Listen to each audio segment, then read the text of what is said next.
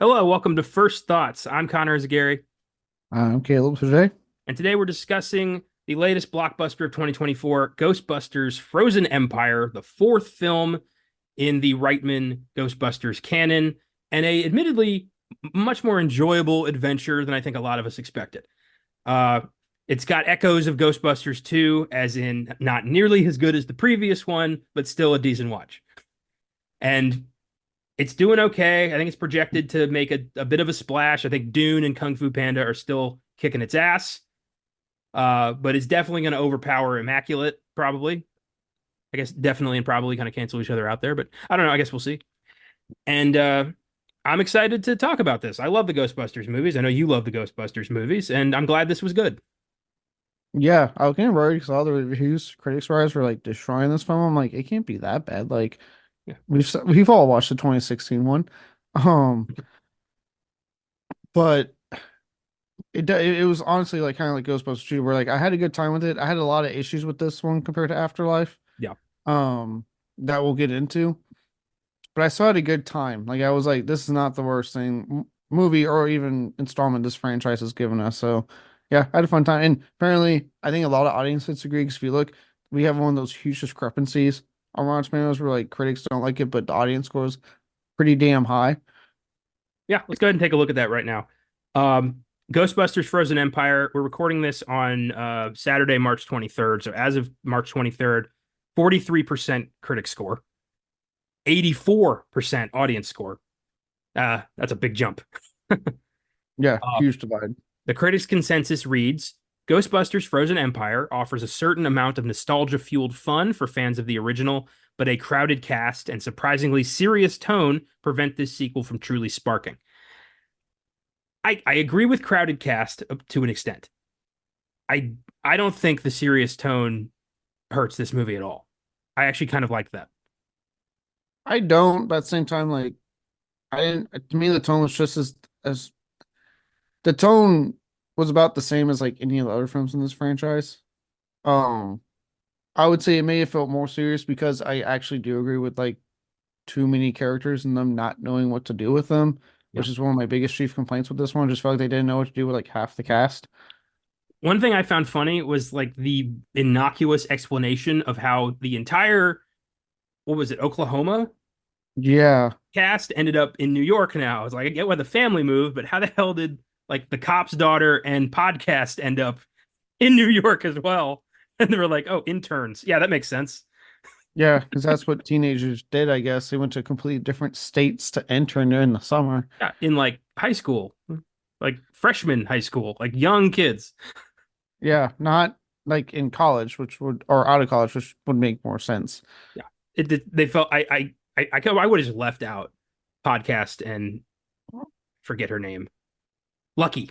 Lucky, and don't get me Yeah. wrong, I like both of them from Afterlife. Like podcast was hilarious in Afterlife, but he wasn't as funny here. And again, I think this is why I can see the critics saying a serious tone because he didn't have a lot to do in this movie. Again, the film just they stacked it with so many characters they didn't know what to do.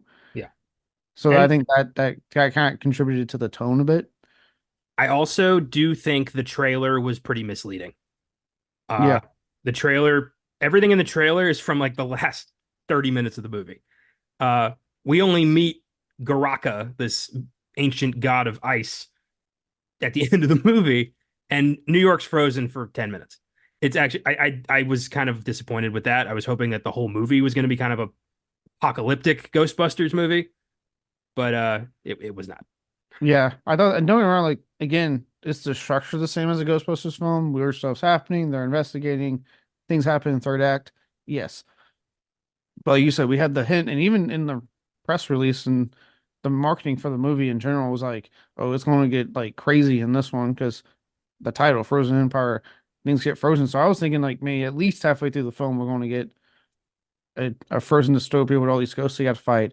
And yeah, it happens in like 10 minutes of the final act. But in defense of this franchise, that's what always happens. Most of the movie is them dicking around, and then they actually have to fight this giant evil that threatens the entire world in like the last 10 minutes. Remember, Stay Puffed was only in the movie for the last 10, 15 minutes of the film. Vigo, again, last 10 minutes. Gozer again, last 10 minutes. Like, so that's kind of on brand. Yeah, and as I said, like on one hand, it is on brand. On the other, then don't advertise your film as making this drastic turn and having it be like, oh, it's going to be an apocalyptic type of Ghostbusters this time, and then not actually deliver on that. Just Yeah, deliver it like you're wasn't just delivering the same old thing. it wasn't smart. Yeah, but again, also this franchise never really known for taking a lot of risks. They play it safe. They've always played it safe. The one time they took risks was the 2016 one, and that was not, fans did not like that. No, and I would argue that now is actually the time they should be taking risks because we've established that we like the new cast.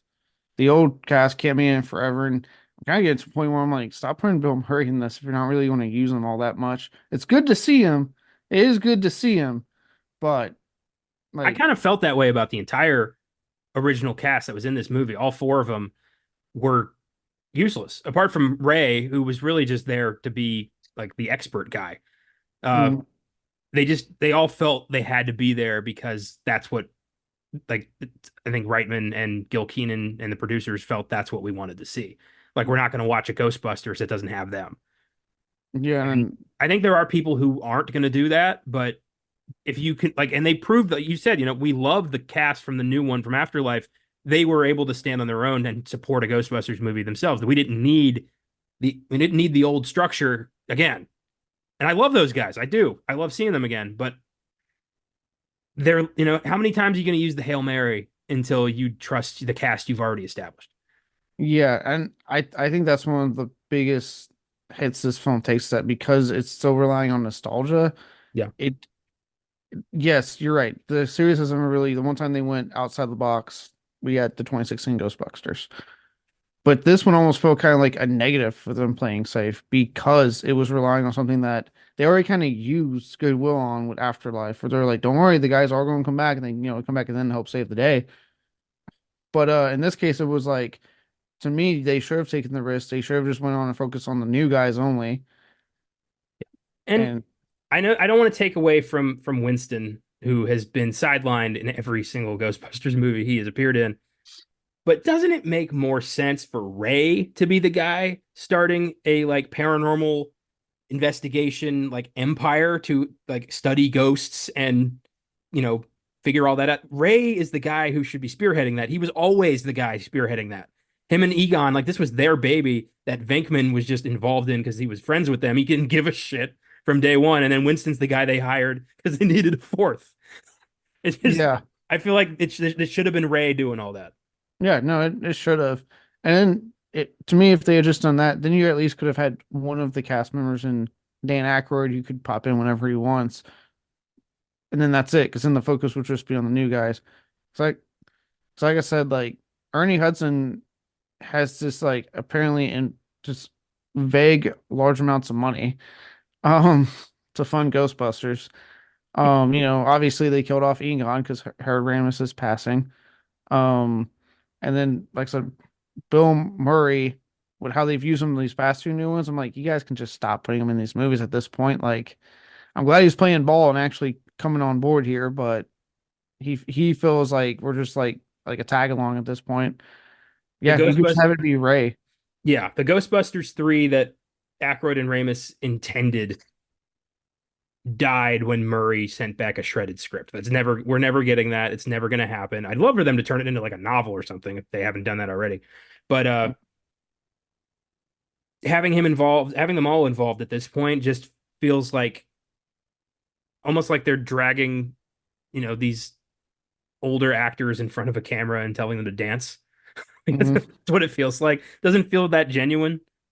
It felt genuine in Afterlife because it was an homage to Harold Ramis and that made sense and that was touching, but now it's just, limping to the barn and I don't think we need to do that anymore. Yeah, and I did notice they even But at the end, this one for Ivan, like how they put for Harold at that, I'm like, okay, guys, like I get it, and I know obviously that was Jason Reitman's dad. You're you're playing a little bit too safe. So if this one's a success and we do get another one, cut out the old and just embrace this new team and give us a team focused on the new guys entirely. What I would do is kill them at the beginning of Ghostbusters 5. I'd kill them and I'd have only Ray come back as a ghost because they kind of established that in this one that he's always wondered about that. So that'd be a good way to keep Ray involved to an extent and let the other guys go. Yeah. Because Ray's the only one that really makes sense with these new people. Yes, and Dana Aykroyd cares the most considering he helped write the original film. He's a little bit always been more tied to this series than the other guys. Yeah, for sure. So before we get into the film proper, I thought it would be fun if we went ahead and ranked all five Ghostbusters films that have come out over the years. I think it's pretty obvious the direction we're going to go with this one, but worst to best, what's number five for you? Well, easily Ghostbusters 2016. Yeah, not no question about it. There's the there's like a 20-mile long gap for me between that movie and the rest of the Ghostbusters films. It's not even I don't even consider it part of the franchise. Most people don't, but Yeah. it exists. It's there. It's there. It's It the it yeah. sucks because there's a lot of good ideas brought into it. Like I do think like the final act when all the ghosts get unleashed is actually pretty like could have been a really neat thing, but it's just like every possible thing that film tries to do just doesn't work. True, but also at the end of all of these movies, a bunch of ghosts are unleashed. That happens every time. Not all the time. Sometimes Yeah. it's just the one main ghost, No, the like one at main the bad. end of at the end of the first one, Peck opened the containment unit and all those ghosts shot out. Vigo summoned all the slime ghosts. Afterlife, Gozer unleashed more ghosts, and then this one, Uh, containment unit exploded again. It's just that, it's what you do in the final act of a Ghostbusters movie. have all the ghosts, and you don't really fight all the ghosts. They just kind of pop up. We get one scene of them actually busting a ghost. They investigate. This giant demonic evil shows up. Looks like it's going to be some world-ending threat. They take it down pretty easily, and then the entire city celebrates and completely forgets about them in the next one. That's Yeah, Ghostbusters. Nothing wrong with one that, could say, if it's not broke, don't fix it. But yeah. yeah, one could say maybe take some chances with the a possible upcoming film. It's a set formula. I'd love to see, some outside the box thinking for once. Be great. Uh, Number four. All right, so this one's tough because honestly, 4 and 3 are kind of interchangeable to me. But I went ahead and with Ghostbusters 2 for number 4. Interesting. I have Frozen Empire there. But I'll say we'll probably just switch ours because I was like, they're kind of interchangeable. Like I have a lot of the same issues with Empire that I have with 2 and vice versa. Yeah. Yeah, I think so too. I have such a I mean, we talked about it last week on the Wednesday show. I have a real affinity, a childhood love for Ghostbusters 2 that's just hard to shake. Uh and Frozen Empire is new and I liked it, but not a favorite yet. Mm, It could be. I'll definitely, when this comes out on Blu-ray and I have all the Ghostbusters movies, when I do a marathon, I'm not gonna like leave it out. Uh, but yeah, Frozen Empire is number four for me, and we'll talk about why the yeah. further we go. Okay. Um. Yeah. Does that mean it's a safe to say your number 3 is Ghostbusters 2? That is And then true. mine's just Frozen Empire. Yeah, we just swapped four and three. Okay. And yeah, we'll just talk 2 then. We already did a big one too, but yeah, it's kind of like a lot of the same issues, right? Where 2 were like characters. That movie kind of actively like, puts them away from each other for a good chunk of it. It finds a really not all great reason to bring back Lewis Tolman. Like they were trying again. It's like they do this thing again. Frozen Part Two, where like we don't know how to really bring this character back in a significant way. So this works. Um, Like, when did Janine ever? like when was she ever like trained as a Ghostbuster? She was their receptionist. Yeah. Like she's a receptionist, and like in two, she's falling from Rick Moranis' character. But like, wasn't she all for Egon? I thought she was like had a thing for Egon. Yeah, it was nice to see Annie Potts back, but also like that character was never that important, if I'm putting it bluntly. Yeah, it's cool to see her, but like, okay. Would have made way more sense for Dana to be a Ghostbuster, considering all the shit she's had to deal with her, you I know. think it's amazing how they just actively. I don't know if it's like Sigourney Weaver saying no, or they just will not ask her to do it. I'm like, why haven't you guys just brought her back? Of all the people, why have you not brought her back? I feel like she'd be pretty game to come back. They brought her back briefly for a cameo in Afterlife, but yeah, I guess not. I was hoping Rick Moranis was going to pop up. I was really hoping for that, but no. Yeah, I was hoping for him or Sigourney Weaver would pop up in part and expanded roles, and they just were keeping it close to the vest. And no, Um, number two, Afterlife. Afterlife. I'll say Afterlife is probably the best sequel in my opinion that they did. Yeah, it was it was nice to relocate the action to Oklahoma, focus on Egon's family, kind of, you know, focus on how the Ghostbusters broke up, and getting to do Gozer with like a legit budget was exciting. Uh, and I thought that it was a fun movie that was, fueled really well by nostalgia, but also stood on its own as a great homage to one of the comedy greats that we lost. Uh, Yeah, yeah, Afterlife was a blast. yeah, agreed. I think I saw it twice in theaters, and I had fun both times. And yeah, it's a blast. They did a great job of kind of doing something different, taking the action out of New York, which was its way of being different, and focusing on the family, Egon's family, which ended up being a great thing because McKenna Grace was great as a young Spangler, and Finn Wolfhard, obviously, he has a lot of Stranger Things fandom and clout behind him, but he still did really good in the movie. Paul Rudd was great, and then like great new cast of characters. Yeah, Gozer was intimidating. Like it was fun, and the ending is great. Seeing all the guys come back for that nice emotional moment. Um, to dedicate to Harold Ramis. Yeah, made me cry. Uh, I love the running gag of Paul Rudd showing like vicious slasher movies to the summer school kids because nobody gave a shit. Yeah. Yeah, Afterlife's fun, but nothing's ever touching number one, Ghostbusters. It's the original classic, 1984, one of the greatest movies of all time. Nothing's ever touching that. Oh yeah, all the way. Number one is Ghostbusters. It started this whole thing. It was lightning in a bottle that they captured. That well, again, I stand by it. I enjoy this franchise for the most part. I've had fun with almost all the sequels. Um, they have never been able to just recapture the way they did with this. The closest they got to me was Afterlife, and um, this was truly something special they captured that is still so much fun to watch to this day. Yeah, it's one of my favorite movies ever. I got to see it on the big screen a few months ago with a special screening, and I was just so it was just delightful. It's just a fun movie to put on and just disappear in for a while. And I love those kinds of movies where you can just like the second you put it on, it's like nothing else is happening and you're engulfed in this world and you just live there for 2 hours. Hmm. Those are the best movies. And the 80s, fucking full of those movies. Oh yeah, Hmm. A's is filled with a lot of those movies. Yeah, fantastic. Um, That's what cocaine does, though. Gives you fun. yeah, when you snort a line while you're reading about paranormal activity, you end up with Ghostbusters.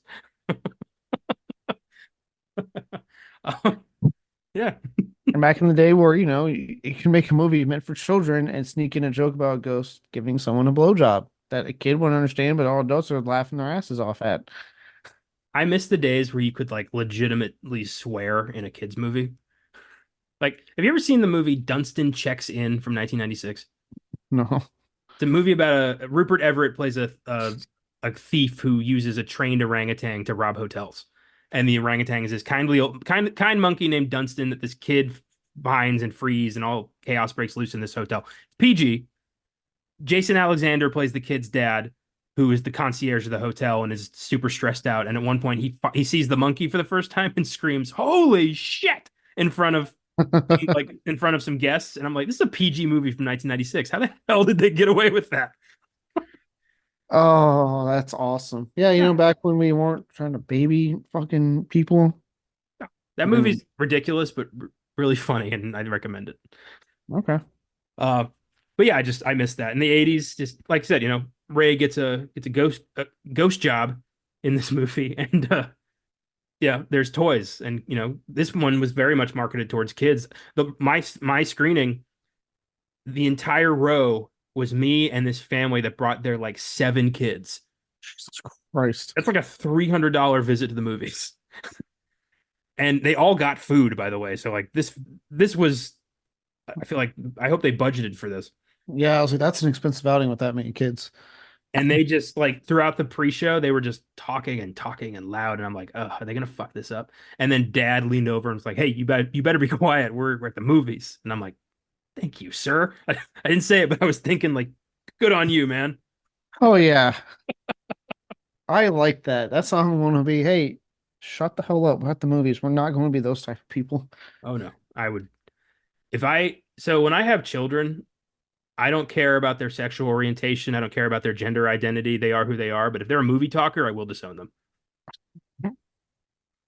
Movie talker or flat earther. Everything else is completely fine. But if they're one of those two things, I have no son. I have no daughter. Yeah, yeah. I'm with you. And it's funny because you think that'd be a universal thing people agree on, but there's just more and more people that just are making people like us seem like the assholes. Like, you want us to be quiet in the movie theater? How dare you? I'm like, yeah, because you pay a lot for this. You pay a lot for the ticket nowadays.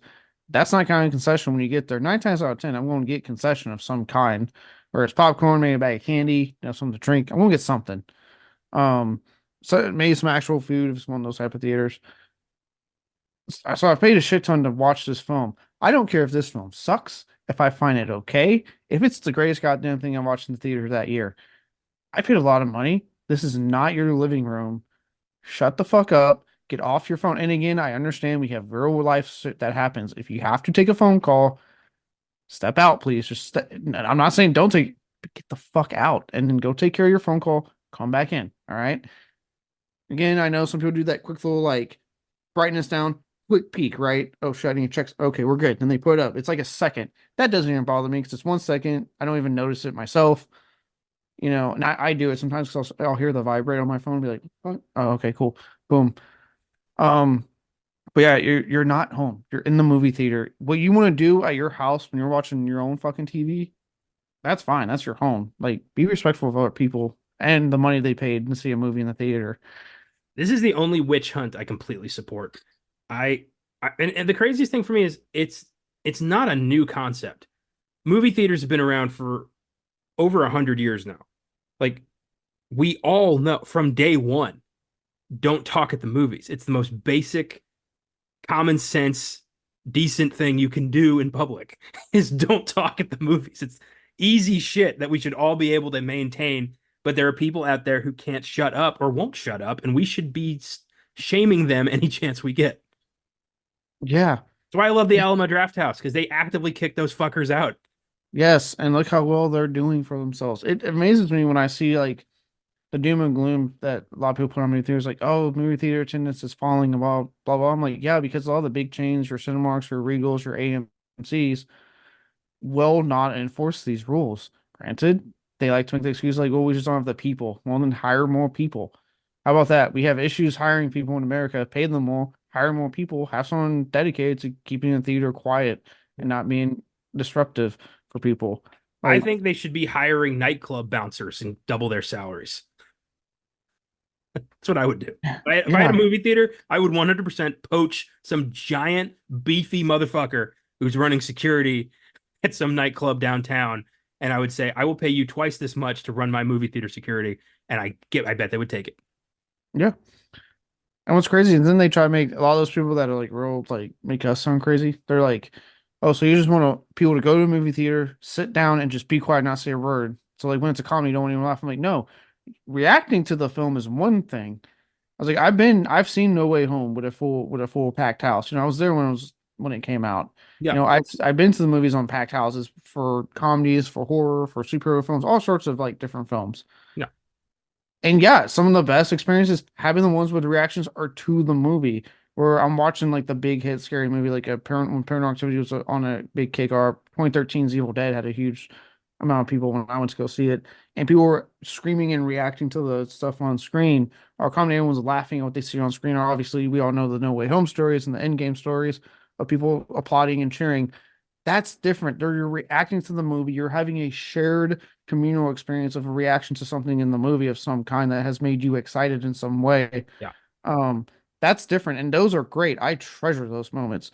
What I don't treasure is when hearing fucking, I don't know, Mary talking to John, like, so what are we gonna do when we get home today? How about you save that for after the movie and shut the fuck up? Funnily enough, like the last time I remember really having to like the last time I remember a super distracting talking moment in a movie theater was another Gil Kenan film, 2015's Poltergeist, which already sucked.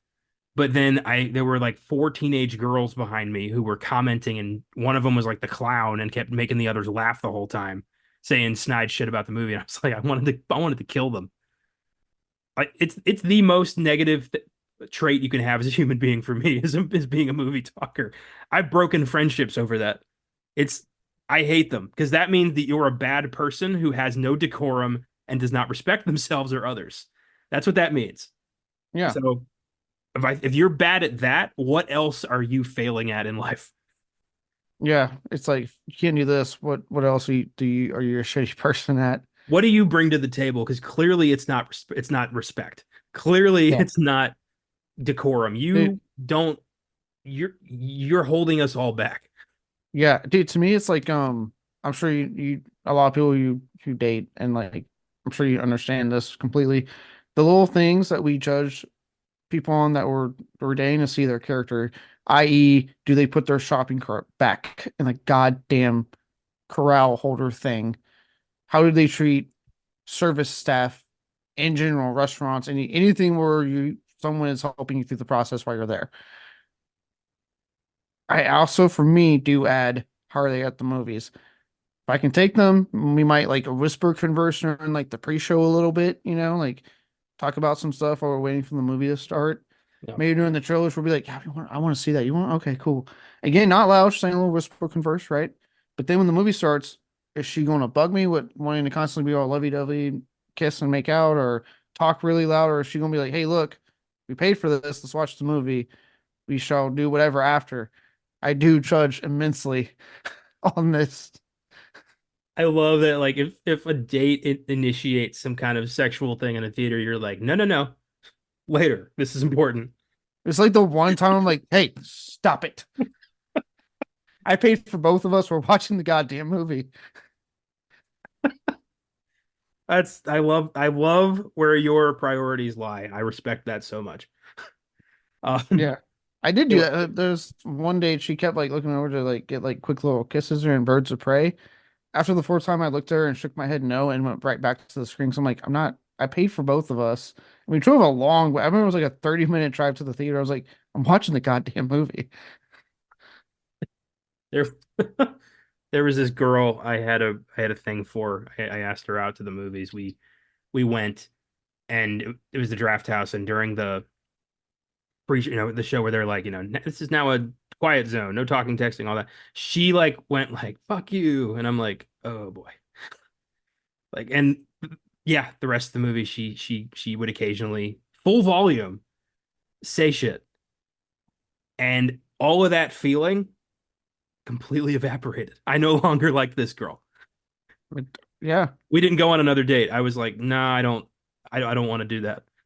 I Like, don't I I no longer like you as a person. It was 2 hour movie. I don't remember what the movie was. Probably because I couldn't fucking pay attention to it.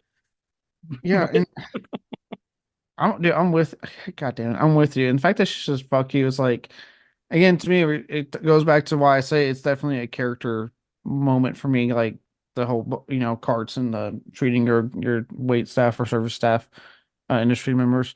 Um, if you can't just be quiet, if you're that full of yourself that you can't be quiet for, let's say, average hour and a half, 2 hours, not excluding your occasional epic 3 hour film that comes out, right? if you can't just shut up and just not be involved about yourself and just enjoy what someone spent years of their life working on, like fuck you. Like sure, like fuck you. You're clearly a selfish person. I don't want to deal with you.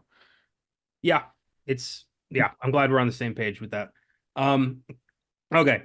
That was an interesting tangent, but it needed to be said. I think we've said it before, but I will say it every time. People You need to feel very remember. strongly about it, so I'm down with always talking about Yeah. it. I'll never forget the quote from Firefly where there was like a guy who committed some horrible crime. I think he killed somebody, and somebody commented like, "You're going to the special hell reserved for pedophiles and people who talk at the movies." And yeah, pretty even ground for me on that. Yeah, yeah. It's funny people are like, well, what about when you're at home? Like, it's funny enough when I'm at home on my own TV. If you talk during the movie, I'm not gonna be like super like, oh my God. I'm like, because I'm home. Like I'm in the comfort of my place. Yeah. You didn't pay 30 aught bucks for this experience here. You're not going to a place. You're at home on your couch. Manners are relaxed when it's your couch. Yeah, I have relaxed rules when I'm home. It's like, okay. Now, if it's something like I've been wanting to see for a long time and I got some Yahoo who won't stop talking about their fucking convertible next to me, then I'm going to be like, hey, you're a friend, but can you shut the fuck up for the next hour? Yeah. Hey, good story. I have been really wanting to watch this. Shush.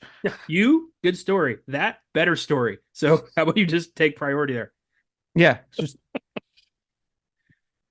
Granted, that has not happened a lot because I tend to not surround myself with dickheads. So no. my I didn't circle even are people I trust who have manners and decorum and respect themselves because that's what yeah. I want to hang out with. But also even when we watch movies at our respective homes, usually even when we do talk, it's usually about the movie. Yeah, pretty much entirely Even at about the movie. home, very rarely is it unless it's something we're like, hey, I know we've seen this, but we're kind of feeling like watching it. Then we might have like other conversations throughout the movie. But it's like we've both seen Pirates of the Caribbean numerous times. It's fine. Yeah, we've gotten to the point like we are so good at this whole deal, whatever you call it, where we can just put a movie on and just absorb it without even really paying attention to it. It's actually kind of neat. Yeah. I'm not gonna lie, a lot of the podcast movies I have done that where it's just on and I'm like, I know this movie by heart. I'm absorbing it silently here. I'm ready to talk about it. I do that a lot. If it's something I've seen, I look Yeah. forward to it. Oh, I've seen this. Yeah. I'll even like presage my awards. I'll just start typing on my phone while like the beginning of the movie's playing. I'm like, Yep. oh, yeah, I do like that scene. Uh, okay. Ghostbusters Frozen Empire. Let's talk about this plot, the story here. It's been about Like, two uh years. 2 or 3 years. Yeah. Well, And first we have that 1904 flashback about the fire department finding the frozen people and the one fire master guardian holding this orb, and that's the orb of Garaka. We'll find out later. And now it's the Ghostbusters are now the Spengler family and Gary Gruberson, who just decided to be part of this family now, which is kind of funny. They moved awfully quick. I know. Look, him and Carrie Coon, they must something must be working in that relationship I, because he was like, "I'll move states for you." let's all right. Let's be honest here. I'm sure they have a great relationship. He moved to New York to be a Ghostbuster. It did not. It had very little to do with that relationship. That's just a bonus. He wanted to. He had a chance to be a Ghostbuster, and he took it. And as we all would. Yeah, if it's mine, so it's probably like a Ghostbuster, and I got this hot lady that I'm with. Okay, yeah, this is an easy yes. Well, they're driving Ecto One down through New York in the most sparse New York traffic I've ever seen in my life. I love movies. Really want you to believe that New York never has traffic. I've been to New York. I think I talked. Did we talk about this last week? I've I believe so. yeah, bumper to bumper traffic. Never saw a single car move. I believe that's at like all times of the day. It doesn't. It never changes. That's New York right there. It's just honking, angry, fuck yous all over the place. That's all. That's all traffic is in New York. Uh, but yeah, they're driving through no traffic, which is pretty amazing. Driving after this was Hell's Kitchen Sewer Devil, right? That was what it was. Yeah, it was a like a sewer, like a dragon thingy. Sewer Dragon. That's what it was. Yeah. And yeah, Phoebe gets in the gunner's chair, takes it down. They have like the drone trap, which I thought was kind of cool. Yeah, they had some. You get the return of the little car trap from Afterlife, which I thought was a nice little callback. Like, hey, they still got it, and then that doesn't work, so now they got the drone one, which was cool. Yeah, and for the first time, they really address the fact that these are unlicensed people blasting lasers into buildings. I'm glad that they finally brought that up. Uh, Right? Like, yeah, lasers that could kill people, and yeah, somehow they don't. I'm surprised. nuclear fire is blasting through New York City, and they've never had a single casualty. That's kind of impressive. Um, but yeah, guess who's the mayor of New York City now? Peck. Ridiculous. Dickless. Yeah, and somebody said that at the end of the movie. I love that. Random like Dickless. Which, okay, one of my negatives was the fact that one, you bring back Walter Peck and the actor, it's the same actor, William Atherton. Don't really do a lot with him, and then the whole movie was like, please get him and Bill Murray in a scene. If anything, get them in a scene. We get it for 1 second, and it does not even a funny joke is said. Yeah, that was a disappointment. I was hoping Venkman was finally gonna like deck him. Like Yeah, or nobody even nobody ever decked Peck. or just a callback to the Dickless joke would have been great. Yeah, I still think like I would have had Venkman bring him a fruit basket. Something that I was like, come on, all the nostalgia you guys do co-star in this film, and you did nothing with that. Are you kidding me? I would have just for kicks. I would have cast Kurt Fuller as his aide. Like they came like at a bar one day. They're both like fucking Ghostbusters, and they're like what? And they like say it together, and they're like they become buddies. I appreciated that they finally mentioned Ghostbusters 2 when they were doing the little like montage on the news. They're like they haven't been seen publicly since the 1989 Statue of Liberty disaster. And I was like, finally. And then weirdly, they showed a clip from the Ghostbusters music video. Like I guess Ray Parker Jr. in this universe Dude, met up with the Ghostbusters and wrote a song I, about them. I love like at the first one they have this weird meta thing where like the song exists in the movie like it does in real life. I'm like, can we not do that? It's weird. It doesn't make sense. Heck has been trying to find an excuse to shut down the Ghostbusters for decades. I mean, at this point, like, dude, let it go. You had you got embarrassed by them once in the 80s. This has not been a lifelong situation. Like, just move on. But his big argument here is that like they have an unlicensed minor with a laser, and you know what? Yeah, That he what's that is that he's not wrong. Like technically, law wise, he is not wrong on that one. he is not wrong. Um, In fact, he wasn't wrong in the first one. You know, the EPA guy who is worried about the again unlicensed nuclear like battery under this firehouse in New yeah, York City. And he's like, somebody should be looking at that and trying to find out what's going on here. And he's the bad guy. yeah. And you know what the easy answer is like just license the Ghostbusters because you gotta acknowledge that you can't fucking get rid of them. Because apparently, ghosts are a problem. I don't. The movies keep doing this. We're like, there haven't been ghosts in years. They're not a problem. We don't need them. And then all of a sudden, a big thing happens. They're like, we need the Ghostbusters. It is. It's like ghosts are real, and then they're not. They're gone for a while, and everyone just forgets that they saw ghost. If you were in New York in 1984 and you saw a 100-foot marshmallow man walking through the city, would you just like in a few years forget that you saw that? No, I make sure the Ghostbusters are paid for life in case anything like that ever happens again. I would 100%. I'd be writing letters to anybody I need to write letters to. I'd be sending them support. I'd be like, these guys, we need these guys. And then, the whole Vigo situation and the slime, I'd be like, you gonna forget that one too? Like, how do you just? I don't know. The collective memory of people is amazing. It is. Or I mean, it is oddly. I mean, I guess it's kind of fitting too. I mean, look at I'm still only on mine because I watched the top five on it today. Um, but I mean, ever since 9/11, all the conspiracy theories that have run rampant over more than likely what actually happened.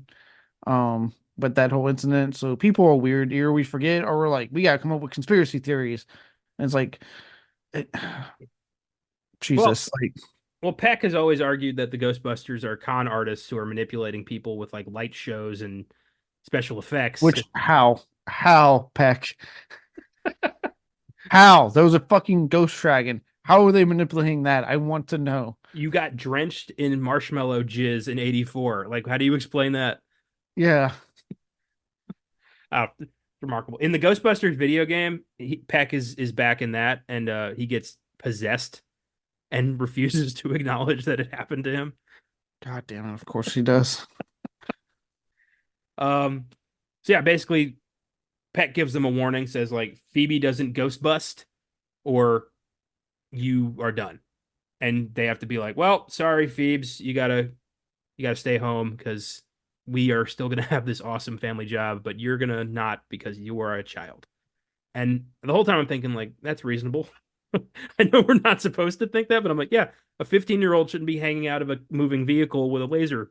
I mean, Yeah, may just have her stay at the firehouse, as also apparently their home, and play video games. yeah, or go help out Winston with his like super sciency ghost thing. Uh, Yeah, but his money that we don't know how he's getting at this point. we'll get to. I think he trademarked Ghostbusters. I think he's the guy who made the song, who like put the logo on mugs and T-shirts and shit. I think that's where the money's coming from. Probably. Uh, Winston, we trust. so we then go to Ray. We meet Nadim Razmati, played by Kumail Nanjiani, who, in my opinion, stole the fucking show. He was hilarious in this Oh, movie. I just always love Kimono Gianni's type of humor. Is always funny to me. I love sarcastic idiots, and Yeah, he's selling his grandma's occult items that he found in a secret room in his home, and just decided, oh, this is probably worth a couple $100. Brings this orb to Ray, and Ray takes a PKE scan, and it destroys the meter. And we're like, oh shit, that means this is very haunted. yeah. Well, we're like that, but Ray is excited because it's fucking Ray. Well, I love as he's talking about it, like Nadim's like $60. Oh, 70. Like keeps rising, like Yeah, raising the number. Uh and yeah, that his whole story is hilarious. Phoebe runs into a ghost in Central Park, playing chess with this ghost named Melody, who died in a fire. I was hoping for a little bit more from that than just an obvious kind of betrayal. Uh, yeah. As soon as she popped up, I was like, something's not right with this. And then, sure enough, it's revealed in the film what she's actually doing. I was like, oh, okay, yeah. I had a feeling she wasn't up to any, especially in her second scene when she gets to the firehouse. I was like, she's up to no good. yeah, there's something weird and it don't look good. Um, And who you gonna call? dude, when Paul Rudd is like using that to like defend what they're doing, Yeah, that was fantastic. the way he delivered that line was hilarious. Oh yeah. Um, Harvard, he looks like he's still in his fucking 30s. I want to know what that man's doing. he's never aged. Um, Ray is running a paranormal show with podcast where he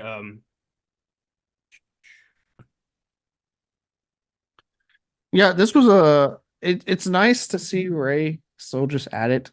Again, why I agree with you. I think if we're going to keep any of these cast members from the old one, just keep Ray. yeah, Keep giving Dan Ghostbusters. Aykroyd the money, Yeah, he's got a please. he's got vodka to fund. Uh, Ghostbusters has always been Dan Aykroyd's baby. Like I think from the get go, this was his idea. This was his thing. He's been the driving force of Ghostbusters. Makes absolute sense if you know anything about Dan Aykroyd in real life. Well, Not surprised. the fact that he like did legitimate paranormal research to get the terminology correct when he wrote the first movie, like that's awesome. Like Yeah, ectoplasmic residue and PKE meter, that's all accurate in this world. yeah, he did. Yeah, he did his research. I respect. Yeah. I did actually laugh pretty good on this scene when like the old lady is talking about her dead husband, and he can't get anything off it, and podcast out of nowhere smashes the living shit out of it, and he goes, "Sorry, ma'am, this is how we get our ratings." The hammer brings the views.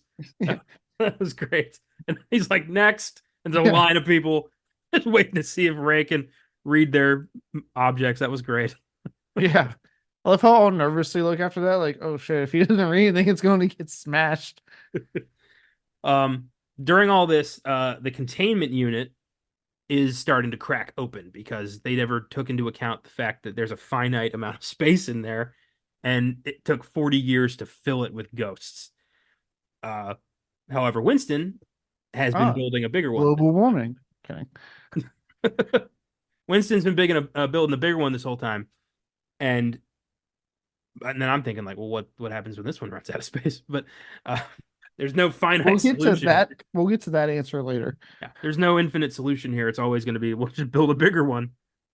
Um, but now there's this ghost, like there's an ex aquarium ghost study area. I don't know what to call this place, but they're experimenting with different ways to fight ghosts, different ways to contain ghosts, study them, remove them from cursed objects, and it's kind of neat, kind of smart. Yeah, it was a cool scene, especially when they showed that they had some trapped, which led to one of the better scares of the film. Actually, the scene that did actually make me jump. I knew something was going to happen, but I was like actually pretty invested in that moment when. Excuse me, allergies are kicking my ass this past week. Um, it's pollen season in Virginia, so it's awesome. And in Virginia, get ready. I don't know how you are with pollen, my friend, but like it's like caked on your car. So much of it comes down. All I know is Virginia is for lovers, so I'm looking forward to Florida. Yes. But yeah. When Garaka turns the power off, Yeah. and then he says it. Oh, that means the proton things we put for their cells are dying right now, and you see it go doo doo doo doo doo, and I'm like, oh shit, the ghost can get out. Ugly comes on time, but that was a legitimately really good, like creepy scene in the movie. The way the ghost like leans through the wall and like starts looking at them, I thought was pretty unnerving. Yeah, like it's like, oh, I'm out now. I'm going to get you. Uh, so during all this time, Phoebe is befriending Melody. Seems like there might be a little bit more there than friendship. Uh, and we get a little scene where Melody says like, "Does it have to be her?" To what we assume is whatever's in the orb. At that point we don't know what's in there yet. And my thought was, this movie is not very Frozen. That was my thought. We're halfway through the movie and I'm like, nothing's happened yet. Oh yeah, I had the same thing. I'm sitting there with my Ghostbusters themed icy because Cinemark's on all out, and they had like a Slimer flavor. It was lime. It was lime, but they called it like some slime or something, which is what I got. Um, and I'm sitting there just thinking like, I was saying to him like, we want to freeze New York yet? Like, we're a good chunk through this film. I thought it was going to happen with that scene. Like, oh shit, okay, here we go. Yeah. And then they fix it real quick, and I'm like, all right, never mind. We're still going with this. Got it. Draft House had some specialty cocktails. They had one called an Ecto Boozer and one called Ectoplasmic Residue, and then they had a Stay Puffed Shake, which was vanilla ice cream, marshmallow, and malt. So it was probably pretty disgusting. Uh, but I got the Slimer popcorn bucket from Cinemark. I just walked in there. There was nobody there. And I was like, you got any Slimer buckets? And they're like, yeah, you want popcorn? I'm like, no, I don't want to see a movie. I'm not going to. Why do that when I can get $2 tickets at Draft House? Why would I ever go anywhere else? But yeah, I got the bucket on my wall now. Looks nice. It's cool. I got their Ghostface ones that they were doing. A lot of times they'll sell it online too. So if you miss it in the store, I can just go on their shop and order it, which is what I did with Ghostface. Sweet. Yeah, it's cool to have, memorabilia. Memorabilia is fun. Yeah. Which, oh god, that's gonna be a fun first thoughts when Scream 7 does actually come out now, because what a turn of events that took. Oh my God, the shit will be. We're gonna have to trace that entire production to talk about that one. We might have to actually have a script for that one. Like, Yeah. Especially with that's gonna this be worth it. recent Yeah, especially with this recent turn of events, I did not see coming. Now, it turns out the only, money really is the only thing that makes a difference in Hollywood. People have values until the zeros add up. Yep. And I don't care. I get a seventh movie in a franchise I like. So who cares? Yeah. Scream 7's happening. The Puniverse is a thing. Universe. It's the title of the movie. I know. You know what? Let them. I don't care. You know what? I'm going to wait and see what the reviews are for Blood and Honey 2. Good old Winnie the Pooh. The only hope I have is that the writer for it wrote Summer of '84. And he apparently doesn't like the first one. So he was like, I don't know why they asked me because I don't like the first one. Um, so I'm like, okay, hopefully he wrote something far better than the first movie. But we'll see. It gets a 3-day screening in theaters nationwide next week. Well, we're not going to talk about it. Tell you that right now. Um, I'm gonna go see Godzilla X Kong and hope for the best. yeah, we have a pre-existing plan that Hmm. even if we didn't, if we had nothing to talk about next week, I still wouldn't do. When I still wouldn't do this. Yeah. Um, so Ray is very curious about this orb. They try to extract the ghost from it, and it shuts everything down because there's something in here that's very powerful. So they take it to the New York Public Library, and as soon as we did that, I'm like, oh, we're gonna see that library ghost. And Yeah, that was a good callback. Like I like that, especially like seeing Ackroyd kind of like go past it and then have that moment of like, oh no, not again, and slowly look at it. he is legitimately traumatized by that ghost. That's why he's never gone back to catch it. He's scared. He's terrified of Yeah, he's not like that one ghost. it. uh they talked to Patton Oswalt, who's like the leading expert in dead languages, because they heard a recording of whatever's in the like orb or something. And that whole scene with Patton Oswalt where he's detailing the story of Garaka was pretty cool. It's good backstory. Basically, there's a lot of ancient gods out there that are pretty pissed off and want to conquer the Earth, and apparently a proton stream is enough to trap these fuckers. Yeah, yeah, and I like how they did it. You know, if you're going to do an exposition dump in that moment of your movie, make it fun. And I thought the movie made it fun by having like the little hieroglyphs move. It Yeah. was good. Garaka was apparently betrayed by his people that he was helping out because they were like, well, he's probably going to conquer us too. They locked him away using the power of the Fire Masters, of whom Kumail Nanjiani is the last of the bloodline. And him kind of learning he could control fire was just hysterical when he's like, I'm a god. It was so funny, man. Oh yeah, when he was like, and they were like, "Hey, look, he can do it. He can finally do it. Show them." And he got it to the can, and I was like, "God damn it!" But dude, when he like caught the proton stream, that was pretty badass. That was cool. Yeah, and then I do like he has that moment where he wastes all the lighter fluid. And he's like, "Watch this," and it won't flick on. The guy's like, "Did you seriously use all the lighter fluid?" He's like, "You told me to practice." He was like, I loved his badass line, like, let it be known I gave you a chance, and then he can't get the lighter going. Garaka looked intimidating. I gotta say, his design reminded me a lot of like the creepy painting lady from It. Yeah, Yeah, that there's a I don't know what that's called. There's a name for it, but that I don't like know the name on top of my head either. long head, thin body, weird eyes gives me the creeps. I don't like that. It's a creepy image, yeah. It did make me again kind of wish that again the movie I got into the Frozen Empire portion, like shook things up a bit and got into the Frozen Empire portion a bit faster because I really liked the design of this creature that I was like I would have wanted more movie of seeing that design. Yes. We're gonna jump around a bit here. Um, Phoebe decides, oh, I can see what it's like to be a ghost. She was, I thought she was smarter than this. This is a really stupid decision from somebody who we've been led to believe is quite pragmatic. Oh yeah, well and then they can't help themselves. They want to apply the age-old angsty teenager trope to it, which okay, I get it. Teenagers are angsty. We're all teenagers at one point in our lives. You know, I could have definitely been classified as angsty just because I listened to fucking Marilyn Manson and Rob Zombie and other, huge metal artists at the time. Yeah. Um, but Jesus Christ, like I don't need it every single time. And not every single teenager is angsty. There's some that just are trying to survive high school so they can go to college.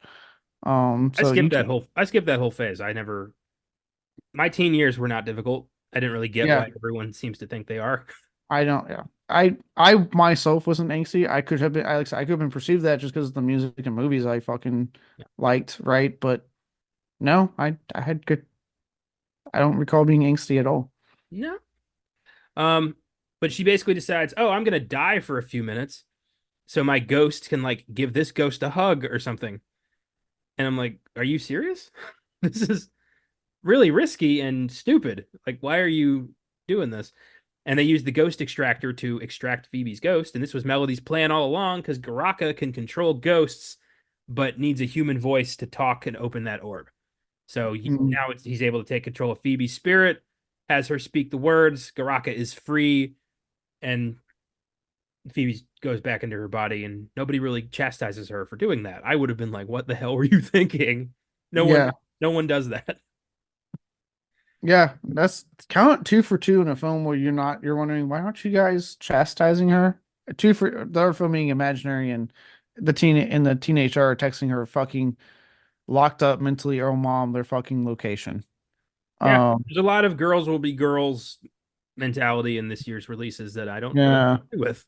yeah. What are you going to do? Um, but I I thought it was kind of weird that Rocker just let her go. I'm like, he spent all that time to try to get out. He's not just gonna be like, okay, now let me get rid of you to ensure you don't get in my way because I finally got out of this damn prison. Have there been any casualties in any of the Ghostbusters movies? No, Huh, that's kind of weird. because remember, Egon's only because Harold Ramis died in real life. Yeah, he doesn't count, regrettably. But like, no one's. I mean, if I was Gozer or Vigo or Garaka, I would be slaughtering everybody, starting with the dudes with nuclear fire who want to take me on. Yeah, I saw with the Ghostbusters, whose job is to take out ghosts. Yeah, you've been watching them this whole time. You know what their deal is. Maybe take care of that. But whatever. But Uh, we won't do that. It's fine. We'll just let them continue to bust ghost. yeah, because busting makes us feel good. Uh, I thought the scene where the lion came to life and attacked Ray, I thought was pretty cool. Yeah, that was cool. I did like how they, yeah, that was cool. And I did, I'm not gonna lie, I kind of disagreed with Peck in that sense. I'm like, Peck, we all saw it. The lion came to life and was attacking people. Why is now the catalyst? I was really hoping we were gonna get a scene where Peck finally admits that ghosts are real. Like something was gonna happen to him, but it didn't. No, like I said, Peck, he was a weird, like, throw him in, make him mayor of the city, apparently. I didn't know he could go from EPA agent to fucking mayor. Um, and then not really use him that much in the movie. Weird that a city that now loves the Ghostbusters would elect the prick who tried to have them shut down in the 80s. Yeah, right. City loves them, but we'll vote for the guy that absolutely despises them. Garaka's plan is to use this thing called the death chill to freeze everything, and he tries to. Phoebe deduces that brass is the only thing that can hurt this guy when Lucky throws a proton stream at him and he fucking freezes it, which was pretty cool. That was cool, yeah. The brass does the trick. They maybe all should have done that. One thing I thought was weird, she sawed the pole, and then later Kumail rides down the pole. Is there two poles? I I guess. It could have just been weird editing. I did get a real good laugh of Kumal just slowly coming down the fucking pole, making all of the noise he possibly could. Uh, so Garaka unleashes the the containment unit. All these ghosts pop out and go somewhere, I assume. Yeah. And I will say, like you see in the trailer, but the scene where like New York's getting frozen, it was a really cool scene, seeing like that happen and people having to flee. If only we had more of it. I was so into it. I know that was like a real. I was really hoping that was going to be like the midpoint, and then the rest of the movie was going to be, the survivors have to fight the ghost army. But nope. Turns out you dip the proton pack in brass, and it can fuck up this guy. Uh, all the all the Ghostbusters kind of come together to take this guy on. They all proton stream him. He freezes them all, and Melody finally has a change of heart and uses fire to. Uh, Kumail finally gets to fireball this guy. That was pretty sweet. That was cool, yeah. I like also how like Peter Venkman, like good old Venkman can just walk through this shit happening in New York all the way to the firehouse like it's nothing. Well, I mean, when we did go into the city, it didn't seem like there weren't really any frozen people. Like there were people just walking around. They were kind of scared, but they were still there. Yeah, so going about their New York way of life, just now it's frozen. Well, if you've been living in New York in this universe for the past 50 years, or it's 40 years, you saw the Stay Puft Marshmallow Man climb up a building on Central Park West. You saw the Manhattan Museum of Art get covered in slime, and the Statue of Liberty just knock it open. So what's some icicles in July? It's New York, baby. I really just want a movie where New York people just react to shit. Like, it's amazing how we just pull it's New York. No one reacts to anything in any movie whatsoever. Them's the breaks. New York, New York. Oh, what a town. John Wick was like one of the most ultimate forms of that when like they are like publicly going after the dude and like no one reacts to dudes having gunfights excessively in public. They're just like, yeah, whatever. When Common and Keanu had that fight on the train where they're like attacking each other with knives, and some people like moved down a little, but no one really. Yeah. Most people were just watching. Yeah, I'm like, okay, guys, I know New York has this reputation for people not giving a shit, but come on, have some fucking awareness. No, that's the Big Apple. No one gives a shit. It is a city filled entirely with people all thinking the exact same thing, which is not my problem. I've You been see there. that? That's what that place is. It's people being That's like, "Eh, why, fuck it, not my problem." yeah, until you get to a disaster from like day after tomorrow, then you see people react. It's only then. You attack New York, they will unite and fuck you up. But if it's individuals, no one cares. Yeah, that's just the way it is. Look at Spider-Man. Look how much shit goes on in New York in those movies. And people are just like, it's just an octopus man on the train. Come on, I got work. Does the new Quiet Place take place in New York? Because maybe then I'll see some genuine reactions. Or is it a different city in America? If if it's taking place in a major city in America, you can almost always bet it's going to be New York. It's either New York or LA. Very Chicago. rarely is it Chicago's a Chicago or third choice. Boston. It's either on this side or it's on that side because those are the only cities everyone else in the world knows about America apparently. Yeah, it's the only cities that Hollywood cares about. Yep. So I'm gonna all right. Let's see. I'm curious. Quiet Place Day One. Let's see if they've already told us when this is going to take place. Um, Upcoming. Uh, Take your time. This is the most exciting part of the podcast. they filmed it in London, Oh, nice. so could be in London, could be global. That would be nice. Uh, but yeah, not yet. But probably New York. Let's see. Yeah. Okay. So they realize after being unfrozen by Firemaster, who's just like suddenly awesome at this, uh, they can trap Garaka in the containment unit because it's one giant ass trap that's now empty. So they do that. Phoebe and Firemaster take him out, and that was pretty cool. I Yeah, think it's that crazy was that they can trap fucking, with this technology, they can either take out like Slimer, this fat green ghost eating shit, or a ancient chaos god who is trying to conquer all of reality. And they yeah, just lock him in the same shit. yeah. They put them the same thing and go, okay, job done. I'm like, Yeah. Like, yeah, let's this, put this powerful god who has been, manipulating events from his prison throughout this whole movie. Let's put him in a broken box that's 40 years old that you already were getting ready to relocate because it was unreliable. He's getting yeah. out. He's getting out quickly. Oh, he's getting out. I'm like, then they have to make a big deal about putting him in a specific fucking ball just to keep him contained, and he was trying everything he could to get out of that. After that, the family's like, "You're a child, but you can ghost bust whatever you want because you're the best one at this." Finn Wolfhard is actually barely in the movie, admittedly. Yeah, it's weird, and it wasn't for Stranger Things because that got delayed because of the strikes. Yeah. I think they're just now filming the fifth season. Hmm. Um, but yeah, I don't know. He has like a whole subplot that doesn't go anywhere with him trying to catch Slimer, which again goes back to one of my biggest chief complaint is the too many characters. Yeah. Um, that he has a subplot that really doesn't factor into the movie at all. It just felt like a way to get Slimer into the movie and give Finn Wolfhard something to do. I find it interesting that there's a lot of character inconsistency in this movie. Like, there's a scene where Winston tells Ray, like, "We're old. Stop doing this. You're gonna get hurt." But then as soon as shit happens, Winston shows up. He's like, "Give me a uniform." Like, what did you just tell Ray?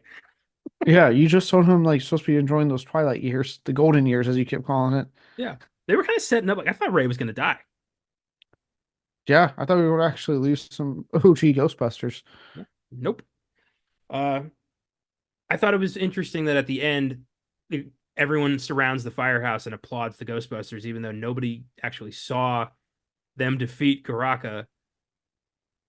So what are they applauding? They don't even know. They didn't even know it's over.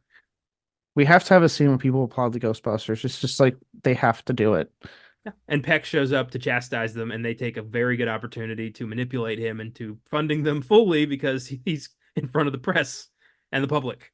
That was funny. And if only again, more interaction with him and Venkman would have been nice. But I did like that, Winston's like, I'm going to use this as a chance to finally get these guys funded and Yeah. you off our backs. Uh, Phoebe calls Paul Rudd dad for the first time, which seems early. I mean, they're not like they're dating. Let's slow this down. He's not dad yet. Movies think that Look, shit let's happens overnight. It doesn't. yeah. I mean, and let's be honest. In this case, I can kind of believe it because he literally moved fucking whole states. Be a Ghostbuster. He just has to be with his family to do it. I think it's more than just that, but fine. I know. I do too. I do think that is a if It is if it's a I was trope you see a lot where they speed through it. Yeah.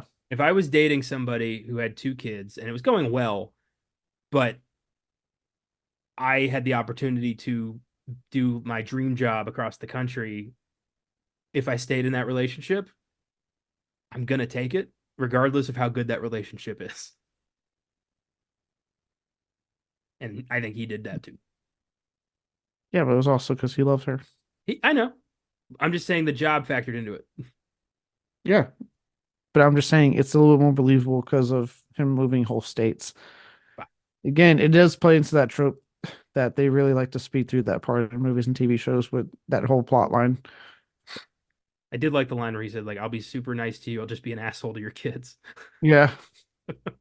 uh so Uh, that's Frozen Empire. We get also, a also, how many step parents are really out there wanting to be called like mom and dad? Most people I know, if they're step parent, they're just called by their first name. They don't give a shit.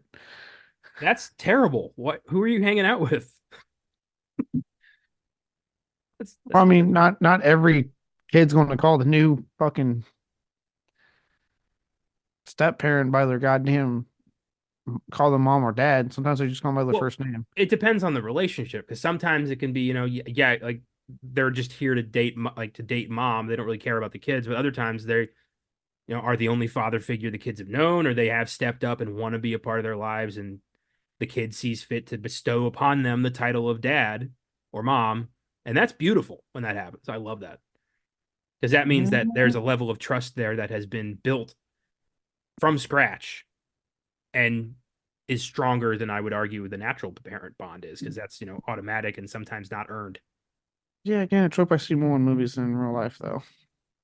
I don't know. I read a lot of stories online about like people dealing with familial problems, and a lot of them end with This, like, yeah, is this how you spend your free time? You're just alone reading sappy family trauma stuff. pretty Are you much. okay? Uh, no comment. You know what I did love was Ghostbusters. As soon as you said that, I was like, wait a minute, whoa, whoa, whoa, whoa, what's going on in your free time? Honestly, most of the stories I like to read are about like people who cheated and get what they deserve because those are always satisfying. But sometimes Those it's are like I've read those. They're super satisfying. sometimes it's family shit where it's like, oh man, they lost their dad, and then this guy came and dated their mom, and he was a great person, and they started calling him dad. And it's like everybody's so happy, and I'm like, oh man, and it's nice. Uh, there's a post credit scene with the little Stay Puft stealing a truck, which I thought was stupid. Yeah, I was hoping for like some kind of. I was like, look, if you want to do a mid credit scene, just like tease something. Yeah, I don't know why we kept the mini puffs from the last movie. I was like, don't get me wrong, they're funny, but why are we keeping them? Oh wait, kids probably like them. Weren't they like the power of Gozer reborn though? And with Gozer gone, wouldn't they not exist anymore? Yeah. Also, weren't they actually like bad? Not just doing mischievous little funny things. They were just outright bad. And just roast them. They're marshmallows. Why are you keeping them around? Yeah.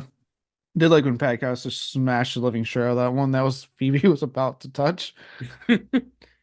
So yeah, depending on the success of this movie, we may get a Ghostbusters 5. Uh, if so, I'm really hoping for some kind of return to Vigo the Carpathian. I want him to get an encore. I really do.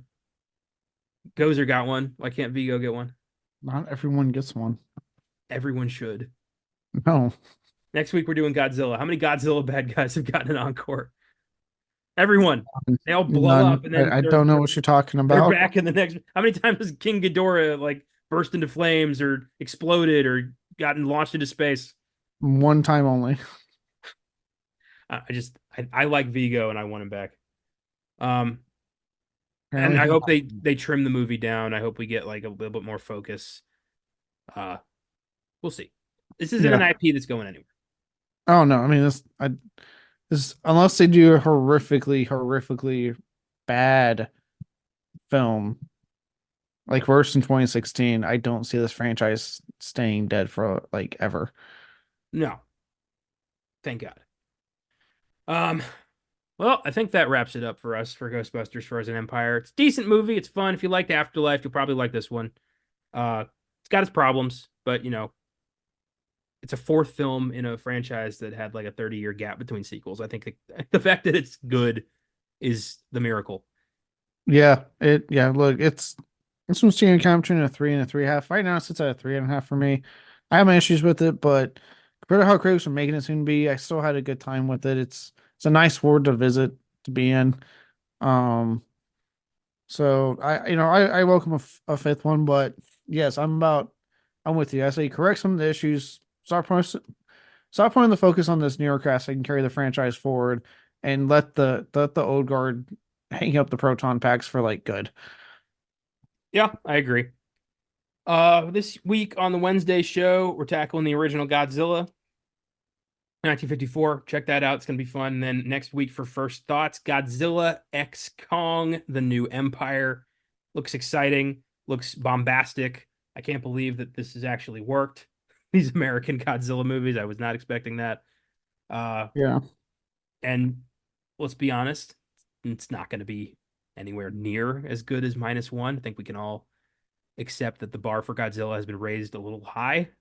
And Yeah, but at the same time, this is not a Toho movie. This is the MonsterVerse film. So I'm just judging it based off the quality of the MonsterVerse series, true, just to help myself out. The American Godzilla bar ain't that is not really that high.